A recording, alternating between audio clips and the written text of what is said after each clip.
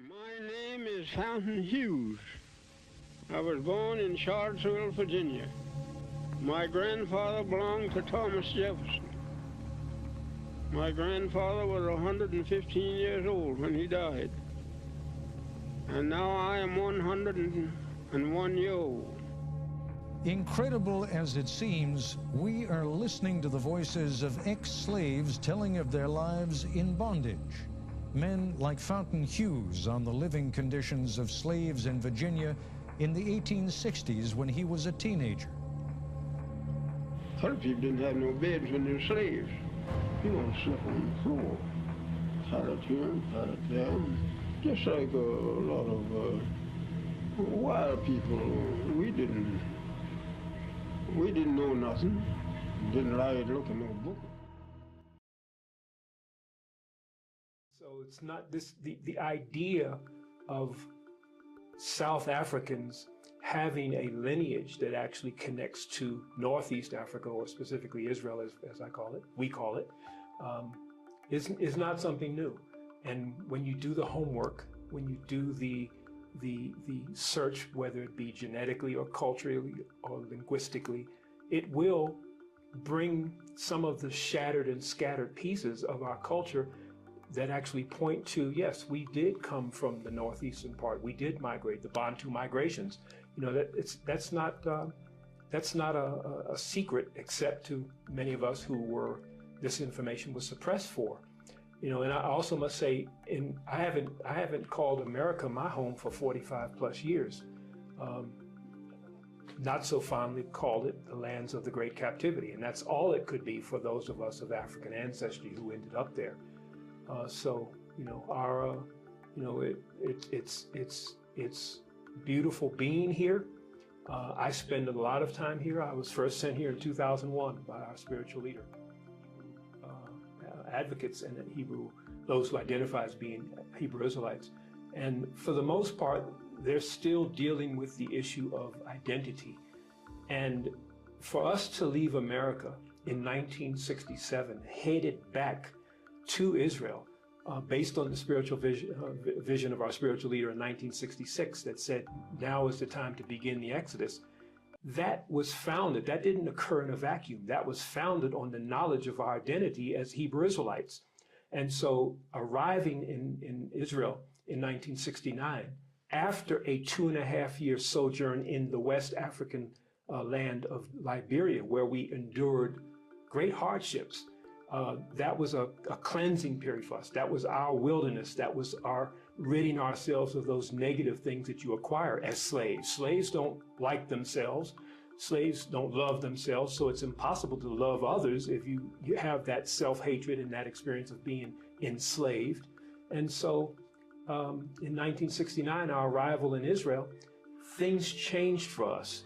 It wasn't a matter of, we weren't going to just be standing around on corners or advocating and teaching the identity. We do that. You know, we still maintain communities in Atlanta, Washington, D.C., New York, Chicago, Cleveland, elsewhere.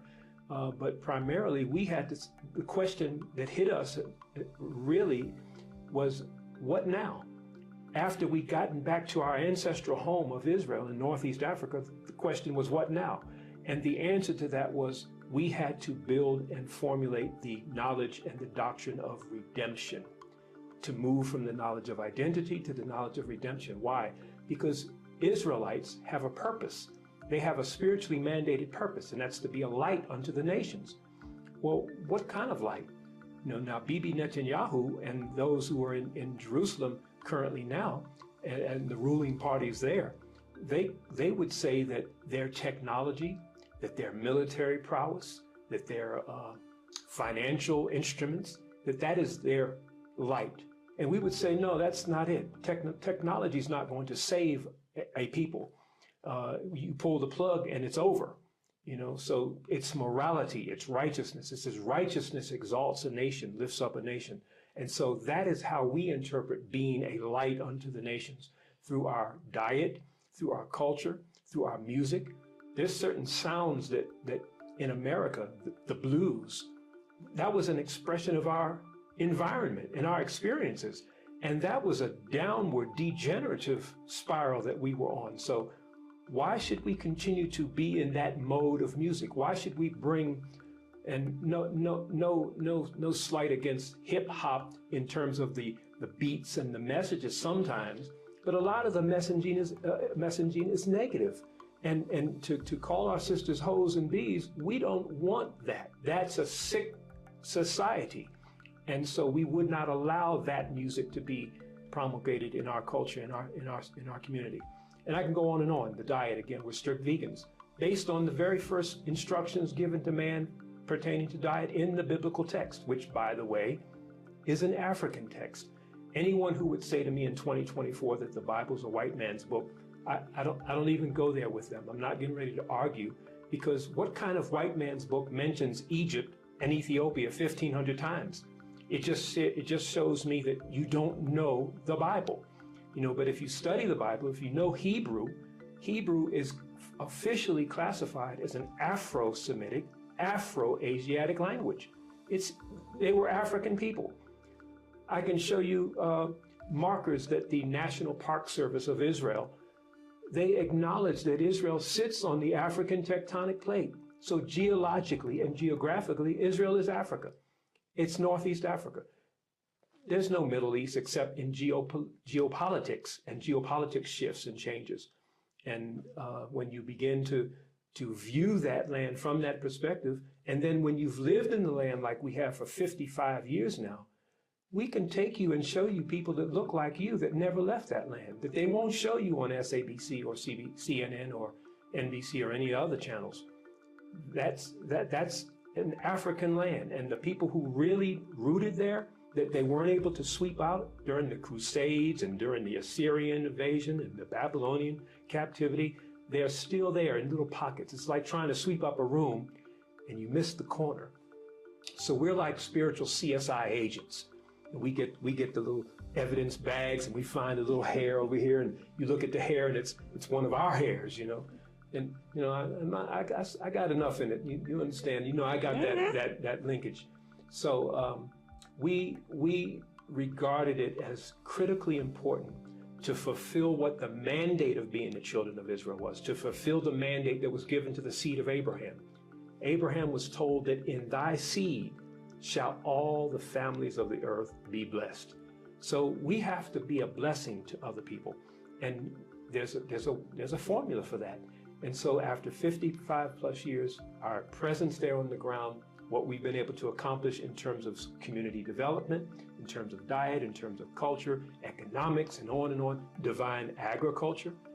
I say divine, I mean in a manner pleasing unto God. So it's not just organic, but it's actually in cycle with the land. The land gets an opportunity to rest, and that's what replenishes the nutrients in the soil, which again replenishes us, when the food grows. And so I could go on and on with the accomplishments that we have. And that's how we hold our light up. That's how we allow that light to shine. As an angry young adolescent, I must explain why I was angry in my early teens. It's because I began to read books that exposed the condition of my people. Being raised fairly middle class in Washington, D.C., I was secluded from that. That was not part of my exposure. I went to good schools, et cetera, et cetera. I was a privileged child.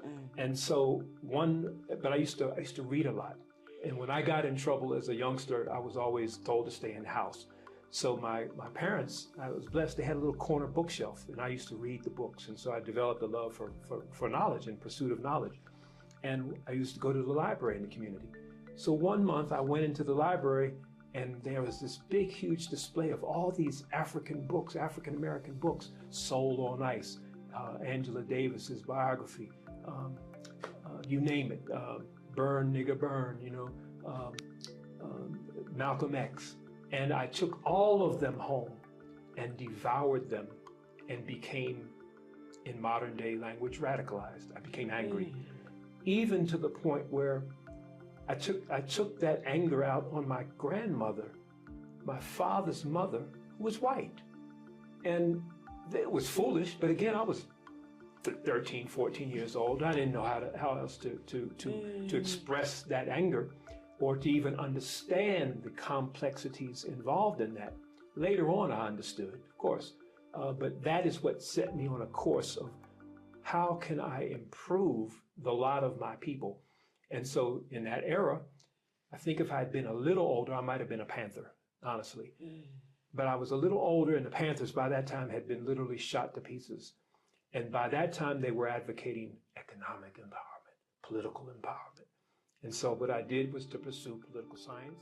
And I got there, and there was this elder. He had a long red garment on. He had long white hair down to his shoulders.